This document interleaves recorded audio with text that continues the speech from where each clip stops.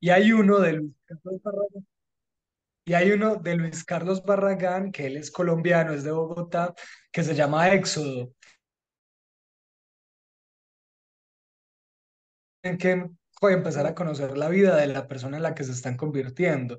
Pero, por ejemplo, el protagonista es un man de Estados Unidos que se convierte en un habitante del Chocó. Entonces la piel le empieza a cambiar, se empieza a convertir en esa persona. Y es muy loco y me acordaba mucho como en el tema de las almas, como el tema de repartirle el alma para que estuvieran aliviados y pudieran sobrevivir los niños. Y eso me parecía, me llamaba mucho la atención el hecho de, yo prefiero que el niño no esté conmigo, pero que viva, donde sea, pero que esté vivo, ¿cierto? Esa era como la imagen de esta señora, como de esta bruja. Y el otro que me recuerda, ay, se me olvida en este momento. Es una serie animada, normalmente la hicieron como por Halloween, y son dos niños que están como en un momento de inconsciencia y empiezan a trasegar como por el purgatorio. Y luego, Ay, pues uno se da cuenta, les voy, les voy a hacer el spoiler, espero que no les moleste, apaguen el micrófono, el audio, pero lo que pasa es que ellos estaban en coma por un accidente que tuvieron. Entonces, todas esas aventuras son precisamente como esa indagación en el inconsciente por despertarse. Ahorita les escribo el nombre, que se me olvidó en este momento, pero ya acá se los... yo por acá me apunté el del cuento. Ana, ¿qué más? Jason, bienvenidos. Estamos por acá conversando de si nos parecía como un cuento largo, una novela corta. En definitiva, es una novela corta.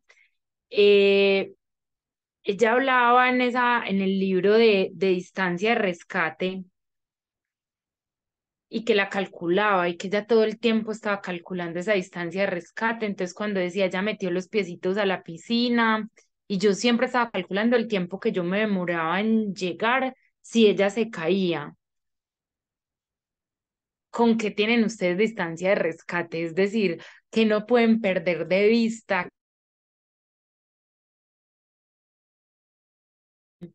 que tienen calculado que no les puede faltar para poder que su día esté bien. Yo no sé, Lore, yo no te he preguntado nunca si vos sos mamá, Jason si es papá. Em, Lore, vos sos mamá. No, No te había preguntado esto, ¿cierto? Jason, vos que sos papá, ¿vos tenés calculado la distancia de rescate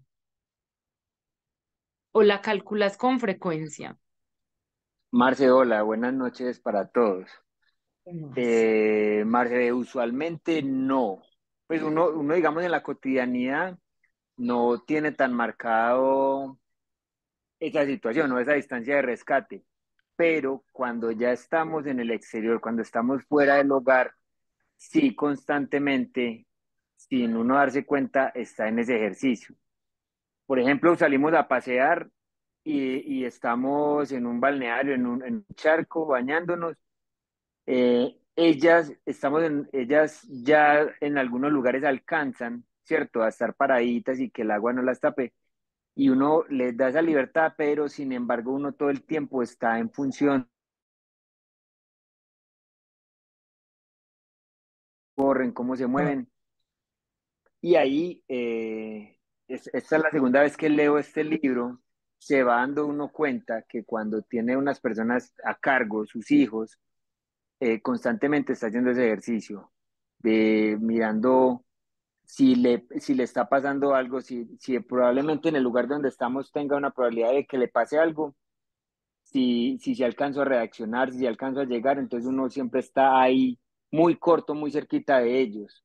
Y si ellos se mueven, uno inmediatamente pareciera como si se moviera con ellos, precisamente para tratar de tener corta esa manera de reaccionar. Y este libro le genera a uno eso, de hacerse muy consciente de esa distancia, de uno poder salvar o llegar a poder ayudar en la situación que ocurra. Eso me ocurre, por ejemplo, en esa situación específica de los paseos. Jason, muchas gracias. Lore, adelante, vos que tenés la mano levantada. mire, por ejemplo, con base en lo que nos plantea el texto, ya al principio nos está diciendo que esa distancia es sobre el peligro, pero uno se va, mientras transita por más allá, eh, uno se da cuenta que la distancia de rescate, o sea, en realidad es como la línea de vida. Entonces la vida misma, por eso ella hace como una especie de metáfora con el hilo. Es que el hilo se está tensando, el hilo no sé qué, es la vida misma, que se le va pues como esfumando al final. Entonces, ahorita Jason hablaba y uno, bueno, uno de su hogar es como entre comillas un lugar seguro y yo también me planteaba eso, uno en el exterior, uno siempre está prevenido ante cualquier, o sea, no solo porque esté a cargo de, en este caso, esté a Alguien. cargo de sus hijos y eso, o el cuidado de alguien más, sino que uno, o sea, el peligro está en las cosas que nos suceden en este país, entonces que nos obligan, que si te van a atacar, que eh, estamos en un peligro constante, entonces uno como que siente que tiene ese nivel de protegerse muy elevado, creería yo, pues por lo que nos ha sucedido a nivel social en nuestro país. Lore, incluso cuando ella armó el libro, ¿cierto? Cuando armó la novela estaba muy asociado como al hilo umbilical, ¿cierto? Al hilo umbilical de la madre con sus hijos. Entonces ella hablaba, el hijo puede estar en Europa y si algo le pasa, ese hilo se tensa, es como una caña de pescar que se requiere para algo y que también puede ser un hilo peligroso, ¿cierto? Dependiendo de la relación de maternidad o no, el hilo umbilical puede llegar a matar si así se quisiera, ¿cierto? O si no se cubren las condiciones generales de cuidado, pues que se dan supuestamente ahí en el tema de la maternidad. Y creo que también pasa, no solamente con la maternidad, pues ella lo creó como desde esa óptica y desde esa perspectiva, pero uno sí empieza a decir como está bien cuando estamos en casa, pero cuando alguien sale, uno sí está como pendiente de que si ocurrió algo y vos lo decías ahorita en la ciudad, que las personas cercanas a mí no estén en el evento de lo ocurrido, ¿cierto? Por ejemplo, esta semana, la chica que nos ayuda acá en la casa llegó y me dice, Marce, imagínate que yo estaba en esa bomba en donde mataron las personas esta semana acá en Medellín. Y yo le decía, Judy, qué susto, pues no se alcanza a no imaginar que las personas que uno quiere estén tan cerquita de un suceso, de un evento así. Yo pensaba como, pues, la distancia de rescate cuando no estamos observando cuál es y pareciese ser que la distancia de rescate se diera con los ojos, ¿cierto? Lo que puedo alcanzar a observar porque de ahí para allá no sé qué pueda pasar, ¿cierto? Eso me gusta mucho, Lore, eso que dijiste también de la seguridad y estar por ahí afuera también. Pero hay una cosita mm, digamos, ella lo menciona directamente en el texto, casi llegando al final, y es que David le va a decir, no sé las palabras textuales, pero más o menos algo así, como que se les dificulta. Entonces, a mí me parece que volviendo a ese tema de la maternidad y lo que se genera ahí en el texto, lo difícil que debe ser para los padres y la incapacidad de aceptar que ese ser que aman se marche. Y también como ese deseo como de que esa persona no se vaya afecta a otras vidas. Por ejemplo, Carla afecta la maternidad de Amanda, por ejemplo, la desestabiliza completamente, la perturba. Entonces, y de alguna manera le arrebata a Nina porque esa Nina ya no va a ser, o sea, ya no va a ser Nina o ya, eso es una cosa que no, que me gusta también, que ella no lo deja explícito, cierto, hay unas pérdidas, hay unas transiciones, pero ahí también creo que el libro toca mucho lo familiar y la economía también, si ven en el caso de Carla y el marido le importan más los caballos que ella o el peladito. Y también, o sea, cuando tienen ese caballo, Carla lo sigue en su idea de preservar el caballo, y por eso se enferma David. O sea, unas cosas impresionantes. Y luego también en el caso de Amanda, por ejemplo, su marido se comportaba como si no la quisiera. O sea, como esa forma de tratarla me parecía muy agresiva. La ausencia de lo Entonces, paterno también, ¿cierto? La ausencia del eh, hombre como en la crianza, creería, para que la distancia de rescates igual no funcionó. en ninguno de los dos casos. No, uno se queda como, pues pucha, pues muy teso para las mamás, porque yo me imagino que siempre tienen un plan todo diseñado y un cuidado todo bien armado, y el mundo tan enredado termina de cierto modo dándole otros planes a la niñez que no estaban contemplados en la maternidad, ¿no, Lore? Pues mm, yo no veo, digamos, estas figuras paternas aquí como que sean, pues como en esa dirección de planear o de preservar, sino que eso como un asunto, como, o sea, lo inevitable es que ahí se asustan, ¿cierto? Pero a mí me parece súper curioso que, mm, pues tú dices que al final nadie queda, pues yo diría que con las manos vacías, pero con la sensación de que puedo obtener a través de esa otra persona, por eso digo que Carla perturbó totalmente a Amanda, puedo obtener a partir de Nina, preservar la vida de David, creería yo. Entonces, por eso ella en una parte del texto le dice, me está pidiendo perdón, que ella actúa de una manera premeditada porque ella lo que quiere es salvar a su hija como de lugar. Total, Yo lo total. veo así. Puede ser, sí, también puede ser. Ana, ¿cómo te fue a vos con el libro? Contanos. Pues Marce, la verdad, me lo devoré como en 2 días. O sea, fue una cosa así súper rápida. Un poquito abrumador, pues medio perturbador, de hecho, por Dale, que- todo lo que sucede ahí. Pues digamos que ese tema de la distancia de rescate, digamos que me trajo recuerdos muy, muy impactantes, porque yo creo que siempre después de la muerte hay muchas situaciones que uno no percibe y que no concibe y que no entiende, ¿sí? Entonces, el tema de las almas fue para mí como impactante pues, por situaciones que ha pasado mi familia. Entre ellas, yo tengo una prima que a la mamá la mataron. El papá se suicidó y a los 3 meses se murió la mamá. La mataron a la mamá. Y ella tenía como 4 años, ¿sí? Y mi prima hoy en día es de mi edad, y ella asegura que la mamá la acompañó hasta que tuvo 7 años y ella tenía 4. Entonces ella asegura eso y ella describe y dice y qué hacía y no sé qué y tal. Y eso son como un montón de cosas, no sé, extrañas que nadie nunca puede explicar, pues que como que nadie sabe en realidad si eso pasó o si fue su anhelo como niña o qué pasaba, ¿cierto?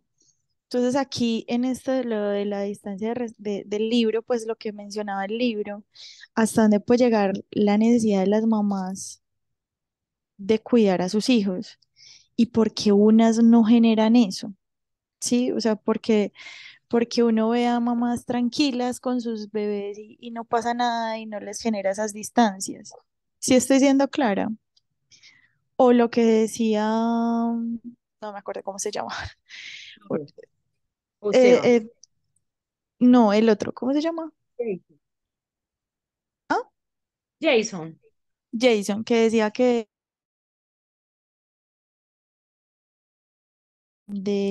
están con sus hijos y dicen, pues como uno siempre busca estar cerquita de ellos y cuidarlos o mirar si de pronto les va a pasar algo, ¿cierto?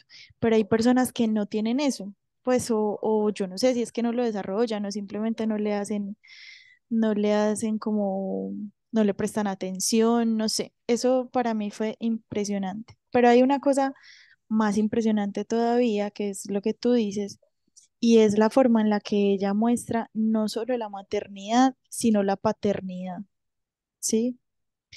Yo sé que hay papás demasiado buenos y que se desviven y se esmeran por sus hijos, pero como la forma en la que ella la demuestra es como si las únicas que se preocupaban por sus hijos en el libro, pues eran las mamás, ¿sí? Yo no sabría cómo soy porque yo no soy mamá, pues y uno no sabe cómo vaya a ser la situación, si en algún momento se llega a presentar. Pero yo sí creo que es importante ver la forma en la que ella demuestra que las mamás son capaces de hacer lo que sea por mantener a sus hijos bien, o en este caso por lo menos, incluso pasar por encima de otros niños, porque yo estoy con Lorena, ¿cierto? Yo estoy con Lorena en que ella le estaba pidiendo perdón y ella, o sea, en realidad lo que estaba era preservando a su hijo, o por lo menos yo lo entendí de esa forma, ¿cierto? Entonces, Ella como estaba buscando to- incansablemente en cualquier niño posible la oportunidad de devolver lo que a David le estaba faltando. lo que ella sabe que su hijo tenía y que ya no existía, ¿cierto? Entonces, yo creo que eso no solamente pasa ahora, yo creo que eso siempre, y ni siquiera en los niños, porque uno a veces habla con sus papás, en mi caso, yo soy una persona que se fue hace rato de la casa ya y vive en otra ciudad y todo lo demás, pero muchas veces yo veo a mis papás de una forma desesperada a buscar algo mío que ya no está, sí, porque yo ya estoy grande y todo lo demás, entonces no es un tema de, de niños solamente. Yo creo que los papás siempre al final van a terminar buscando o anhelando esas situaciones, ¿cierto? Entonces es como la comparación, como la necesidad, como esa protección. Yo creo que los papás siempre quieren lo mejor para sus hijos, pero, pero esas distancias yo creo que siempre van a estar ahí. Por ejemplo, mi mamá, mi hermana y yo ya estamos así grandotas y mi mamá, nosotros decimos, vamos a ir a escalar, nos vamos a ir a bucear, vamos a ir no sé qué. Y ella siempre es como, listo, pero vamos todas, ¿sí? Y siempre está al lado de nosotras. Entonces ella nunca nos dice que no, pero siempre es como, yo las estoy esperando en tal parte. Yo las espero, vamos a ir, mami, vamos a ir a bucear, listo, entonces yo las espero en la lancha. ¿Sí me entiendes? Mami, vamos a ir a escalar. Listo, yo las espero en el campamento base. ¿Sí me entiendes? Ella siempre es como, y yo creo que no es un tema de niños, sino que, como te digo, por ejemplo, mi mamá, sin ser sobreprotectora y sin decir que nosotros no podemos hacer las cosas, mi mamá nos deja y nos apoya, pero siempre es como que esa distancia sea cercana, que si algo nos pasa por cualquier situación en un acto de riesgo, pues ella siempre esté ahí, ¿cierto? Ana Lore dice por acá que ella sería una mamá súper intensa, una madre intensa. Yo sería insoportable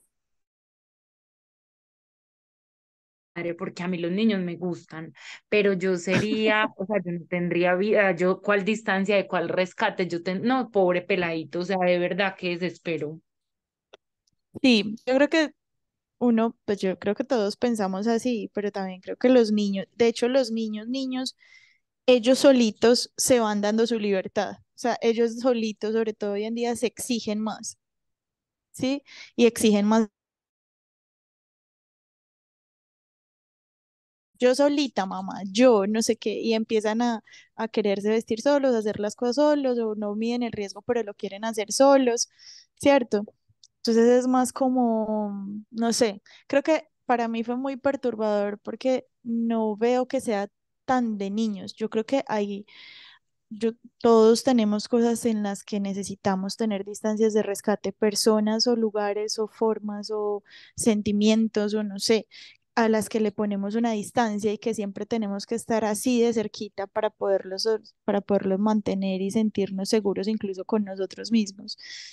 Entonces eso me impactó y lo que les digo, yo lo pensé al principio como un niño y después veía a mi mamá su forma de ser con nosotros y yo decía, ella mantiene todavía, si se puede decir así, su distancia de rescate con nosotros sin estar encima ni ser sobreprotectora ni no sé qué, porque nos deja hacer, pero sí es como si algo les pasa, yo voy a estar ahí. Total. Super Ana, muchas gracias, Meli. ¿Vos estás por ahí? Sí, por aquí estoy, pero tengo unos problemitas de red, pues no pude prender la cámara. Ah, ¿Cómo no, no están? prenda la cámara, no importa, pero usted cómo está y cómo le fue con el libro, cuente. Bueno, a mí me costó un poquito. Yo soy una tía de dos niños y fui madre temporal de una de ellas porque mi hermana tuvo depresión postparto. Entonces, con ese tema de la distancia de rescate es muy duro porque es como un hilo que nunca sabes hasta dónde va a ir. Entonces, me pareció que la historia también daba eso, como que hasta dónde va a ir ese hilo, hasta dónde simplemente estar al lado puede no ser suficiente, a veces estar al lado es demasiado asfixiante para un hijo. Me pareció muy, muy impresionante. Me gustó mucho la forma de escribir, me sentí muy conectada, de hecho, lo leí muy rápido. Eh, pero me costaba también cuando se hacían esas diferenciaciones de la realidad y de lo que no. Entonces fue como una angustia constante porque sabía que tengo niños a mi alrededor y que definitivamente nunca, o lo que uno dice es que una mamá nunca va a estar lista, nunca va a saber cuál es la distancia correcta. Nadie nace aprendido y menos una mamá que tiene que pasar como por un montón de cosas. Ahora pues calcular cuál debería ser esa distancia de rescate para estar siempre como ahí sin estar lo suficiente.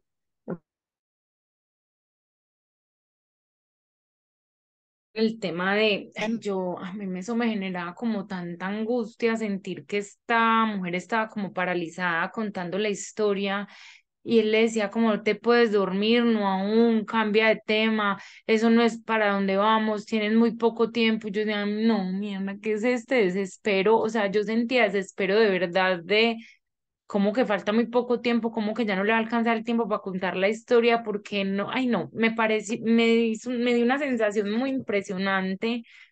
¿A ustedes cómo les fue con eso? Estefa, vos No, estás por yo, ahí.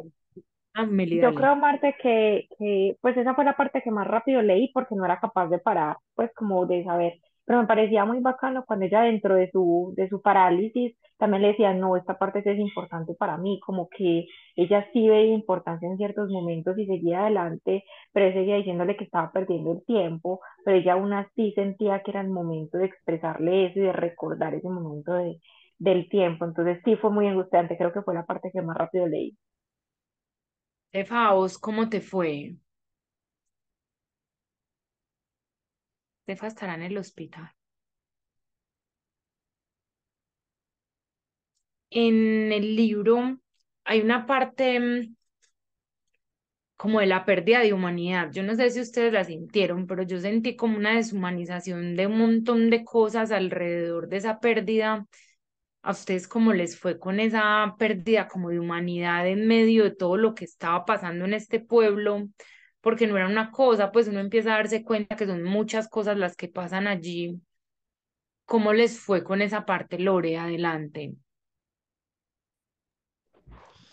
Pues yo no, pues yo no sentí que eso estuviera muy marcado. De hecho, en la figura del alma de David me parece que había toda la humanidad del mundo, porque él era el único que tenía como esa capacidad de desprendimiento, por eso quería ayudar a Amanda. Miren y era consciente pues como esa obsesión de la mamá como porque su hijo persistiera en cualquier cuerpo. Mire, en este fragmentico. Carla vino a verte en cuanto se enteró de que te habían traído otra vez a la salida. Pasaron 7 horas desde tu desmayo hasta la visita de Carla. Y más de un día desde el Espérate, momento, en qué página estás para que todos te sigamos? Qué pena. esa está como finalizando la 109 y empezando la 110. Espéreme, pues, espere para que nos vamos para allá. Ahí, listo. Ya están Entonces listos los. pasaron 7 horas desde tu desmayo hasta la visita de Carla. Y más de un día desde el momento de la intoxicación. Carla cree que todo eso está relacionado con los chicos de la sala de espera, con la muerte de los caballos, el perro y los patos, y con el hijo que ya no es su hijo, pero sigue viviendo en su casa. Carla cree que todo es culpa suya, que cambiándome esa tarde de un cuerpo a otro ha cambiado algo más, algo pequeño e invisible que lo ha ido arruinando todo. O sea, el único, yo veo toda la humanidad en la figura del alma de David o el fantasma de David. Entonces, no sé, no sé de pronto hacia dónde va orientada tu pregunta o si me desvié o si no lo vi. No sé. No, Lore, va orientada como a que la pérdida de un hijo empieza a uno a hacerlo perder un poco, mejor dicho, un hijo, una parte de un hijo,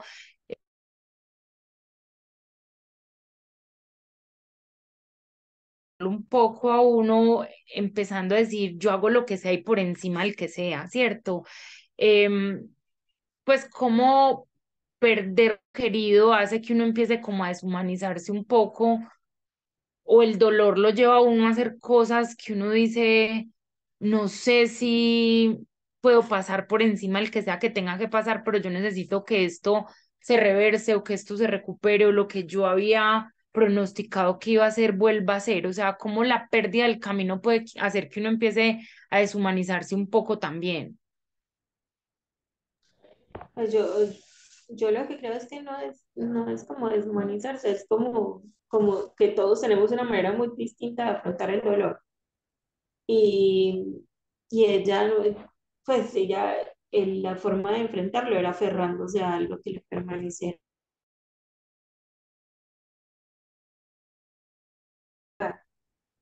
Hay una partecita, es que yo tengo una mente eh, lectora, pero por fragmentos, como que se me fijan las cosas.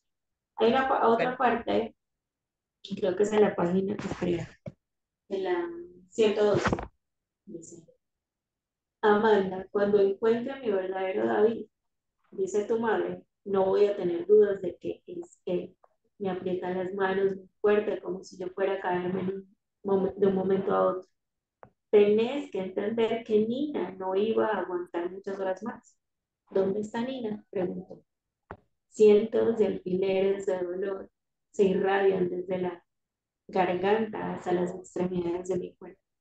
O sea, esta otra chica en su dolor le está generando este dolor que nombra aquí a Amanda. Entonces, creería yo que en áreas como de uno zafarse del dolor o como de no saber manejarlo, vaya a afectar a alguien más, pero no es que se desmanifique como tal, porque ella es muy consciente del daño que le está haciendo, pero no sabe cómo controlar esa pérdida. Y ahí es el pedacito donde dice, tu madre no está pidiendo mi consentimiento, está pidiendo mi perdón por lo que está pasando ahora en la Casa Verde. ¿Ustedes por qué creen que pasaba todo esto en este pueblo? Lore, échenos un cuento ahí de que usted qué cree que pasaba allá. Bueno, yo creería que todos los pueblos tienen sus leyendas, si se quiere, si se quiere decirlo, y que de alguna Sí, sí. manera, pues es como la posibilidad muy, o sea, para quienes la cotidianidad no es suficiente. Entonces tienen que aferrarse a esas historias que alguien les cuenta o que les resulte interesante o porque, o sea, puede ser esto que ella nos plantea aquí o puede ser cualquier pueblito de Colombia, porque nosotros para contar historias, pues como que la tenemos.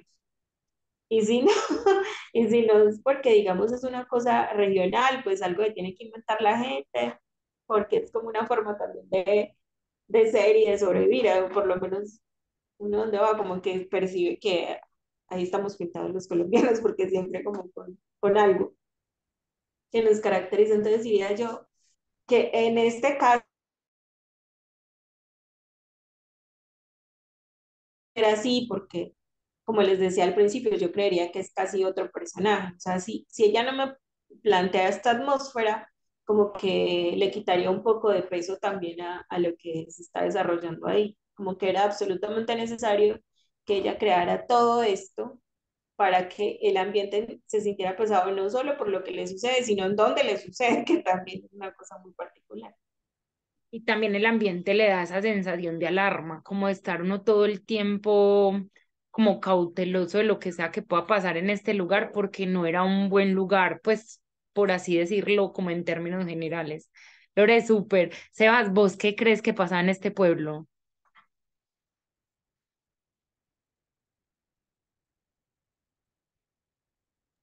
qué pena, estaba aquí como encartado y no había podido poner el micrófono. No te No, yo preocupes. lo que creo es que todos los pueblos, igual que Lorena dice, tienen como su magia, como sus contratos, y cada uno tiene sus formas de narrarse. Es como lo que pasa en Comala Se fue el con audio, Pedro Páramo, es lo que pasa o como soy en yo. Comala con Pedro Páramo, o lo que Yo pasa creo que con sos vos. Macondo. ¿Sabes? Sí, Espérate que Lore me está escuchando para que nos dé pasito a ver si ya Lore ahí nos estás escuchando mejor.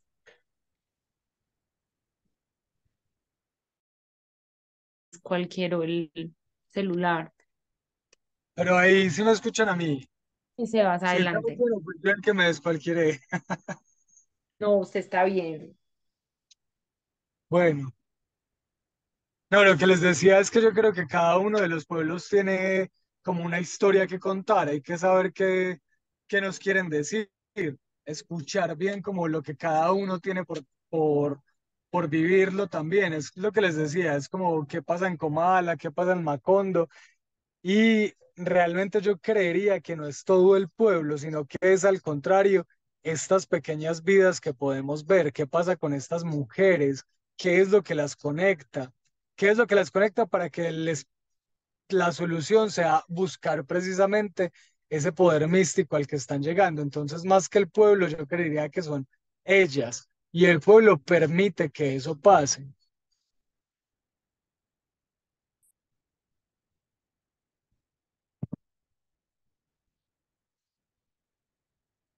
Marce, tenés el micrófono apagado.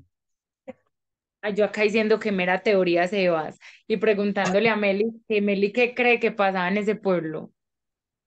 Pues lo que pasa es que mi familia es como plateña, entonces yo tengo la misma teoría, en todos los pueblos pasan cosas, pero también soy partidaria de lo que dice Sebas, que es más como que aprenden a vivir alrededor de esos mitos y de esas situaciones. Por ejemplo, el tema de la Casa Verde, finalmente que exista esa Casa Verde, que todos lo identifiquen, que sepan que allá pasan ese tipo de cosas, pero que siga existiendo algo alrededor de, que cambie el clima alrededor de, o que se sienta más frío llegando a eso, pues pasa en muchos pueblos reales y ficticios, pues yo creo que también dentro de lo que uno lee se encuentra con un montón de cosas asociadas a un lugar y que se percibe una vibra diferente, cosas así. Entonces yo creo que parte de nuestra cultura también está muy dada a creer en todas esas cosas y a creer en que siempre hay algo más, que siempre hay una energía diferente, pues, y eso lo buscamos yo creo que en muchos a niveles de conexiones, no yendo muy lejos en la geología, otros lo buscan en la energía, otros lo buscamos en vivir otras historias a través de los libros, en los pueblos a través de lo que conocen y los mitos, yo creo que siempre tiene que pasar, pero pues no quisiera estar en el que esté la casa verde, claramente. Esta Casa Verde es la casa de la bruja de todos los pueblos que existe y les quería recomendar el de la mano que cura, el libro que leímos el sábado a las 3 de la tarde, porque es un libro muy antioqueño. Todos nos reconocemos en el libro, pero es un libro que invita como a renovar los mitos, pues entonces ya no es la pata sola, ya no es el cura sin cabeza, es otra cosa que ya le empezaron uno como un sustico desde la brujería, desde todo lo que ocurre como en este tipo de casas verdes, pero muy trayéndolo a la ciudad, entonces se lo recomiendo que aparte la autora pues es una autora como muy generosa en la conversación. Ahí les dejo pues como el dato. Jason, ¿vos qué crees que pasaba en este pueblo? Marcia, yo los escucho hablar y a mí me pasa algo. Yo soy, como de pronto lo has mencionado, yo vivo en Segovia, soy de acá. Y este pueblo ha sido muy reconocido por ser de muchas casas verdes, donde hay mucha brujería, donde hay Sí. mucha de ese tipo de actividades. Claro que eso fue en un tiempo atrás, ¿cierto? Y de pronto ya los compañeros lo dijeron. Creo que cada pueblo tiene, cada espacio, cada municipio tiene como ese lugar místico, ese lugar en el que ocurren ese tipo de cosas. Y creo que la autora de pronto no identifica un lugar en específico, sino que habla de la generalidad, de lo que ocurre en cada uno de los espacios en los que habitan humanos como tal, ¿cierto? Por lo mismo, porque creo que en cada espacio eh, hay un lugar místico. Y bueno, pues Segovia como tal, como te digo, tiene ese peso a nivel de Antioquia, de ser el pueblo de las brujas, y me sentí muy identificado pues en el momento en que lo hablaba de esa mamá que acude allá para buscar salvar a su hijo y por ejemplo acá, eh, pues uno escuchar de las historias de años atrás de donde sus esposas iban a tratar de contener a sus esposos, a tratar de alejar a las mujeres que estaban alrededor de sus esposos, a tratar de encontrar la guaca de oro, a curarse incluso torceduras, lesiones que ocurren a diario y acuden a la santería para curarse. Entonces, creo que no se refiere a un lugar específico, creo que habla de manera muy general de cualquier espacio de territorio donde hay humanos y de los que ocurren este tipo de actividades. Jason, ¿qué es lo más raro que has escuchado en Segovia? Ujú. Eh, no, aquí yo he escuchado de todo, pero eh, por ejemplo, algo que ocurre con las brujas, y es que decían que habían, les ponían sal, a ver, si había casas, digamos, en que las brujas visitaban, llegaban, les hacían maldades a los hombres, o se tiraban en los techos y no dejaban dormir, entonces cuentan que les ponían sal, las brujas llegaban y lo que hacían era ponerse a contar granito por granito del sal, y en esas, pues cuando era, digamos, atrapada, la persona con un machete agarraba a machetear, digamos, la bruja. Y al día siguiente, pues la bruja finalmente se escapaba y eso, ¿cierto? Y al día siguiente, pues la persona que era la bruja decían que la encontraban precisamente con heridas y ya podían identificar quién era la persona pues que estaba haciendo como esa brujería. Entonces son como de los cuentos que a uno más le marcan.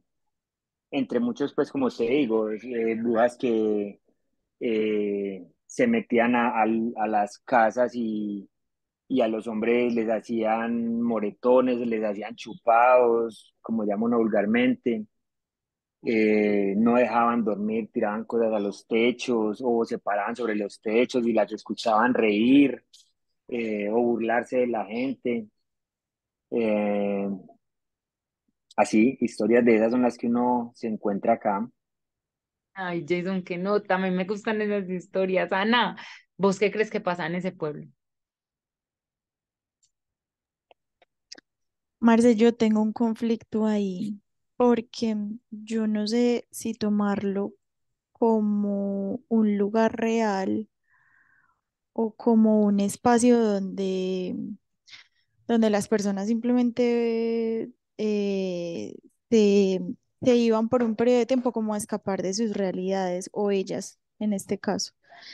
Porque entonces ella hablaba como es que estoy a tantas horas de la ciudad, ¿cierto? Estoy en tanto espacio de la ciudad, si Nina le pasa algo, entonces ¿cómo voy a hacer para llevarla al hospital y todo lo demás? Entonces yo de una u otra forma creo que gran parte de la historia se desarrolla en como esos lugares donde nosotros nos vamos como a lo más profundo del ser, ¿sí? Como al miedo más grande, a la angustia más grande, al momento más difícil, a lo que de verdad creemos que nos debe causar terror, porque entonces el terror más grande de una mamá es perder a su hijo, por ejemplo, ¿cierto? Entonces a veces yo creo que el libro se desarrolla en un lugar específico y como la segunda vez pensé, no, no debe ser un lugar específico, de pronto es una conversación incluso con ella misma en el terror que siente o en el temor que tiene de su imaginario de perder a su hija o que le vaya a generar dolor y angustia o algo o alguien le vaya a llegar a quitar a su hija, ¿cierto? Como si fuera un sueño relatado. Sí, soy clara. Sí, sí, Ana, yo entiendo lo que quieres decir, total. Estefa, vos estás por ahí. Yo vi a Estefa por allá como en el hospital, pero bueno, yo creo que está escuchando. Pues mira, yo escuché a la Hola, autora ¿cómo como estoy? en muchas... ¿Qué, Estefa? Sí, que aquí estoy. Sí, estoy en el hospital, pero aquí estoy. Oli. Ay, puedes conversar. ¿Cómo están? Muy bien, ¿y tú? Ay, bien, gracias a Dios. Los niños hoy, Estefa. Pues hasta ahora no he tenido ninguno, esperemos. Es que Estefa trae niños al mundo, imagínense ustedes. Estefa, ¿vos dónde crees que esto pasaba? ¿En qué lugar? ¿Qué te imaginaste mientras leías este libro? Aprovecha que puedes conversar. Sabes que yo me imaginé, o sea, mi cabeza se fue como al pueblo donde creció mi abuelita, porque me pareció como demasiado místico la situación. O sea, tengo un niño que obviamente se me intoxica, la, pues pensamiento para mí sería necesito ir a donde un médico ya. El primer pensamiento de ella fue, se va a demorar el médico en llegar, mejor me voy para donde la bruja del pueblo para que me ayude en algo. Entonces, y esa sensación mística de vivimos lejos, no puedo acceder a nada, la bruja que nos cura o nos hace cosas, entonces, no sé, se me pareció como muy mística la situación, entonces me fui al pueblo de mi abuelita, donde ella me sentaba y me contaba que el que le daba una gripa se iba donde la matrona, el lugar acá, la que no encontraba medicamentos porque eran supremamente lejos o súper costosos, entonces se iba donde la señora del pueblo para que le diera un bebedizo, para que le botara algo. O las historias de parto tan estruendosas de mi abuela cuando tuvo a sus hijos. Entonces me fui como a ese lugar y me identifiqué con la idea de no tengo nada, no puedo acceder a nada, me voy a lo único que yo creo que me puede ayudar a solucionar la situación. Y también me fui como a pensar hasta dónde le llega el instinto materno o el instinto de tengo que cuidar a mi hijo, ¿sí? O no soy capaz de enfrentarme a esa situación o a esa mística de lo que está pasando, entonces tengo que buscar una solución. Entonces, sí, a mí eso, o sea, es como sentarme a escuchar las historias fantásticas de cuando mi abuela era niña, teniendo en cuenta que mi abuela se murió hace 5 años y tenía 97, entonces estamos hablando de hace mucho rato. Estefa, que lo que decís es real y creo que la lejanía tiene que ver con esto. Cuando se habla de malformaciones, de envenenamiento, los patos morían, los perros también, empezaron a pasar un montón de cosas en este lugar. Escuchando a la autora, ella decía que esto pasa en pueblos donde hay muchos pesticidas en Argentina, ¿cierto? Las malformaciones, todo este tipo de cosas, pues de seguro lo del alma y todo lo demás empieza pues ya a depender de la fe y de lo que crea cada uno, pues y de su espiritualidad. Entonces ella juega con el terror que no es terror, porque el terror es que pasa en la vida real, ¿cierto? El terror es que de verdad existan pueblos con malformaciones porque el agua llega cargada de un montón de cosas, que no puedan consumir, que todo ese tipo de cosas alrededor como de lo que ocurre y llevándolos, quería leer un cuento como en esta sesión. Llevo todo el día y le está diciendo ahorita se vas buscando un cuento. Y yo dijera, es que se me parece a algo este libro, tiene algo que ver con este libro, todo lo que habría no era. Entonces volvía y cerraba otro y cerraba otro. Eh, y antes de leerles el cuento que va a ser como el cierre, mm, quería que ustedes se preguntaran si tienen algo que preguntarle a los otros o si quieren que ya leamos el cuento o si hay una pregunta que no resolvimos en este instante, porque en realidad, pues al ser una novela corta, pues hay mucha tela de dónde cortar, pero en realidad, pues creo que todos vivimos el libro como muy parecido. ¿Ustedes tienen preguntas para los otros que quieran que respondamos en esta sesión?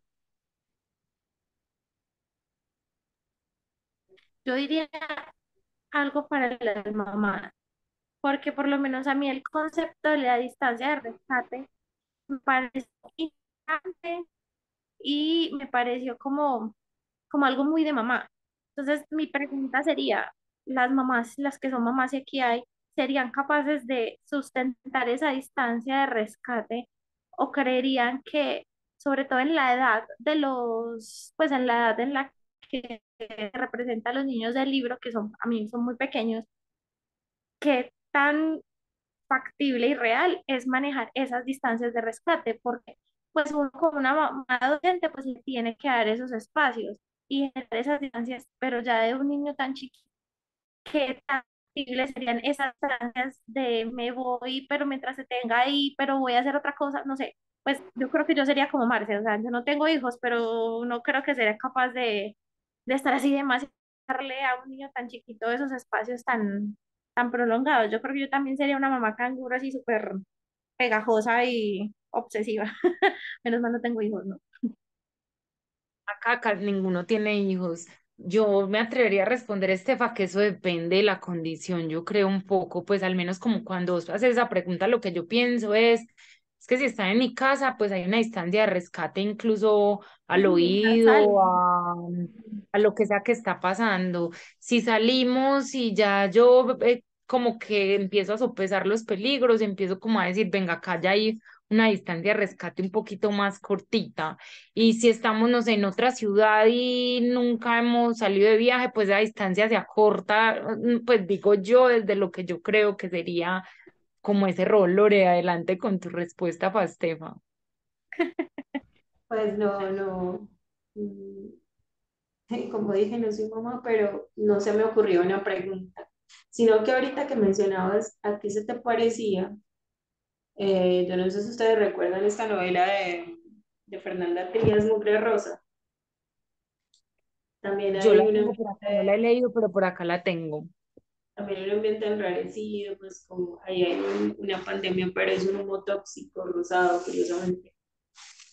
Y ella en algún momento le toca cuidar a un niño que tiene una enfermedad que se me escapa en este momento, cómo se llama, pero es que el niño no controla, o sea, su forma de comer, el niño se come cualquier cosa, cualquiera. O sea, después de que ya acaba con la nevera, lo que tenga en la mano se lo come.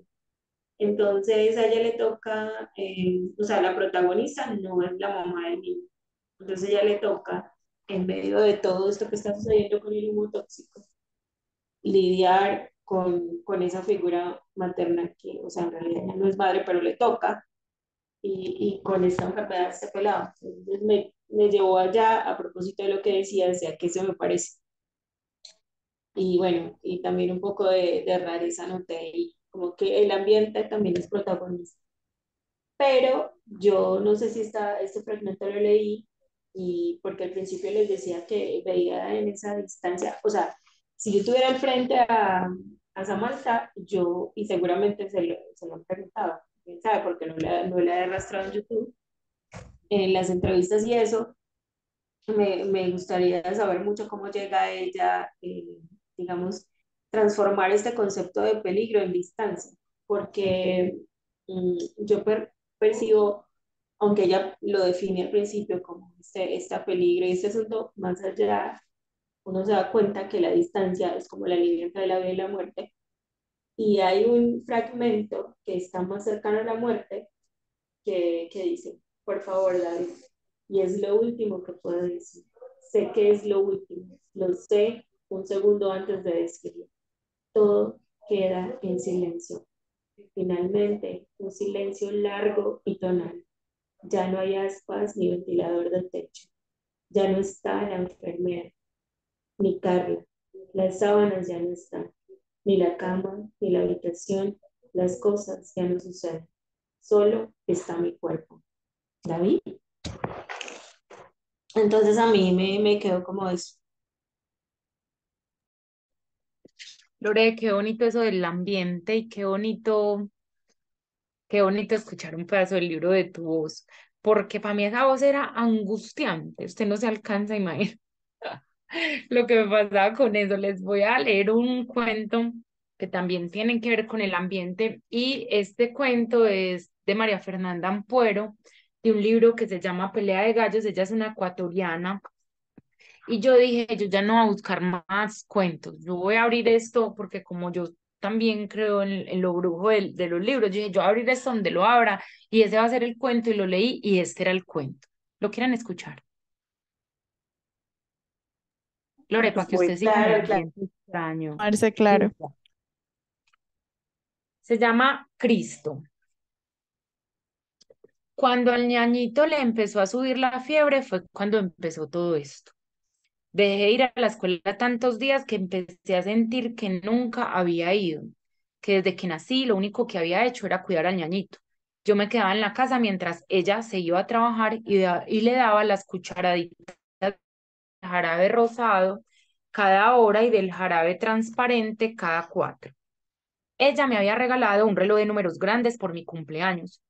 El bebé era livianito, livianito, era como cargar papel de regalo arrugado en los brazos. No reía, casi nunca abría los ojos. Una noche, uno de los amigos de mi mamá le hizo un hueco a la puerta del baño, cansado de oírlo llorar. Cállalo, le decía a mi mamá, que se calle esa criatura de mierda, calla ese monstruo. Por puta te salió monstruo. Mátalo. Repetía las malas palabras y daba con el puño. Era mejor que le diera la puerta del baño y no al ñañito, y no a ella, pero un poco le daba a ella también. No volvimos a ver a ese amigo de mi mamá y se hizo más difícil comprar el jarabe rosado y el jarabe transparente, y ella lo hacía durar con un poco de agua hervida. Ella se apretaba las manos mientras esperaba para sacarle el termómetro a mi ñañito. Le quedaban blancas después y hacía un ruidito después de sacudirlo en el aire y mirarlo debajo de la lámpara. Un ruidito de lengua y dientes. Cuando no lo hacía era un día mejor del ñañito. Algunos fines de semana me mandaba donde los abuelitos. Mi abuelito Fernando me llevaba primero al cementerio a visitar a su mamá muerta, Rosita. Después nos íbamos a La Palma a tomar Coca-Cola con Nilla, una niña con su abuelo, con vestido, sin hermanos, hija única, consentida. Todo eso se acaba muy rápido y enseguida era lunes. Una tarde, mientras yo veía al pájaro loco, el ñañito empezó a llorar. No fui. Tocaba el jarabe rosado. No fui. Quería ver el pájaro loco, entero, por una vez entero, sin mirar el reloj de números grandes, sin medir el jarabe en esa cucharota de plástico blanco, sin luchar para que se lo trague y ensuciarme la ropa y apestar como siempre, a medicina. Quería oler a niña que ve el pájaro loco y nada más. Me reía hasta en las partes que no daban chiste, muy alto como el pájaro, para tapar el lloro del ñañito. Al rato se acabó el programa y empezaron los picapiedras. También me lo vi enterito. Cuando fui, el ñañito ya había dejado de chillar. Lo toqué. Fue como meter los dedos en candela vivita. Llamé a la vecina y la vecina llamó a mi mamá. ¿Le diste el jarabe rosado? Hice que sí con la cabeza. El médico le mandó un jarabe verde y supositorios. Mi mamá me enseñó a ponerle los supositorios. Yo no quería. El ñañito gritaba como ese perro cafecito al que atropelló un taxi una vez frente a la casa y se quedó ahí tirado con las tripas afuera, pero vivo. Gritaba igualito, igualito. Rosado, transparente, verde, supositorio. Al día siguiente dejamos al ñaño con mis abuelitos y nos fuimos al Cristo del Consuelo. Ese era el barrio negro, el barrio prohibido. Mi mamá y yo éramos ahí como las bolitas de helado de vainilla flotando en la Coca-Cola. Una señora, gordísima, con un pañuelo rojo en la cabeza, le dijo a mi mami que tuviera fe. Tenga fe, doñita, este Cristo es milagroso. Después le pidió plata, unas monedas. ¿Por qué no se la pedía al Cristo? Si era tan milagroso, debía estar llenito de monedas, no como nosotras que a veces caminábamos porque no había para el bus. La señora del pañuelo rojo le vendió a mi mamá un niñito de juguete para que lo colgara del vestido morado del Cristo.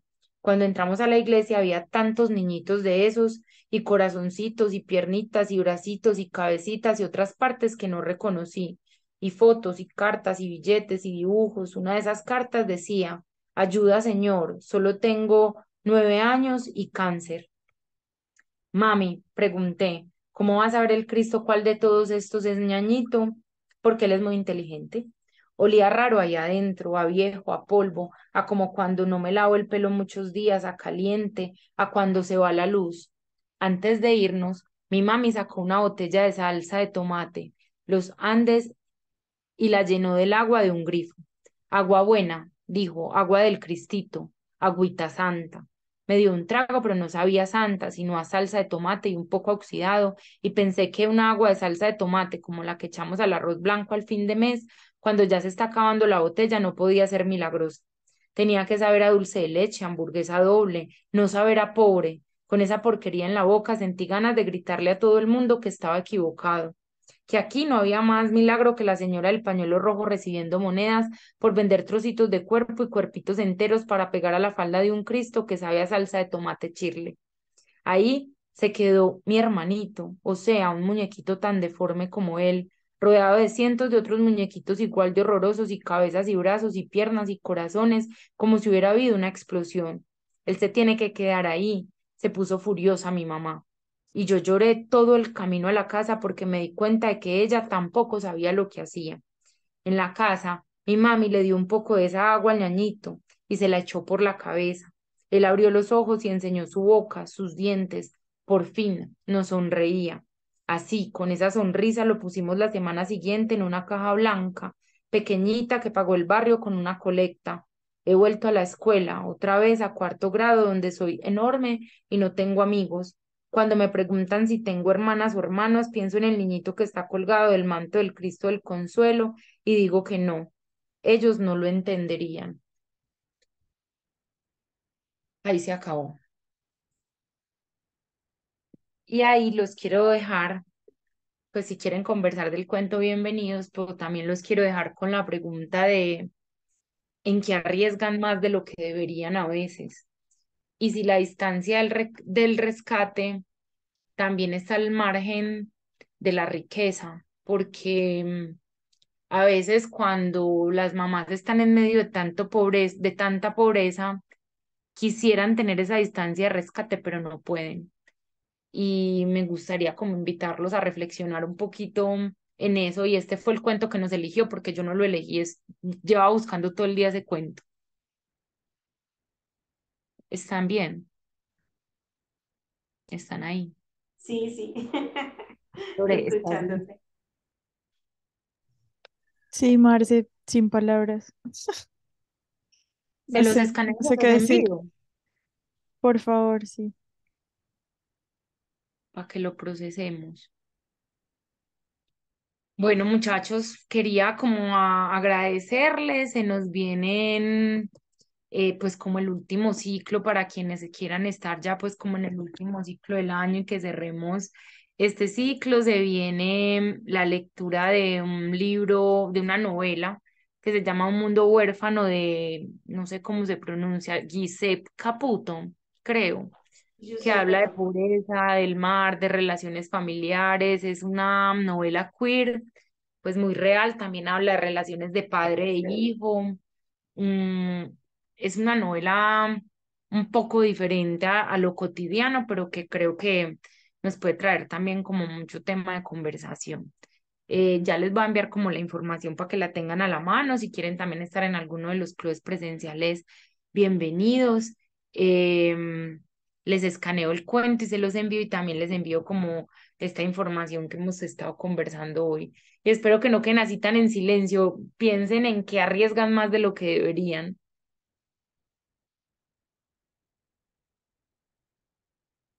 Quedaron asustados. Un cuento muy horrible. Ay, no, Lore, diga algo usted. Pues yo creo que es una pregunta difícil porque yo creo que la vida en sí misma es un riesgo. Uno siempre está como tratando de pues tratar de honrar la corporalidad, la esencia, lo mejor que puede. Entonces, yo creo que uno arriesga todo el tiempo. ¿Verdad? Y las cosas que hace, no sé. Lore, ahí te escuché pasito al final.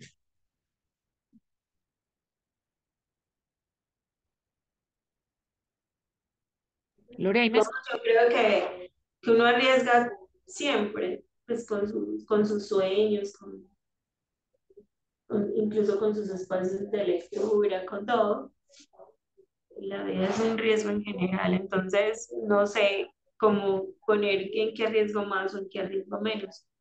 No, y además porque creería yo, hablo por mí, que lo externo no se nos presenta tan fácil. Ahorita que hablabas de estas madres, la economía, que, en fin,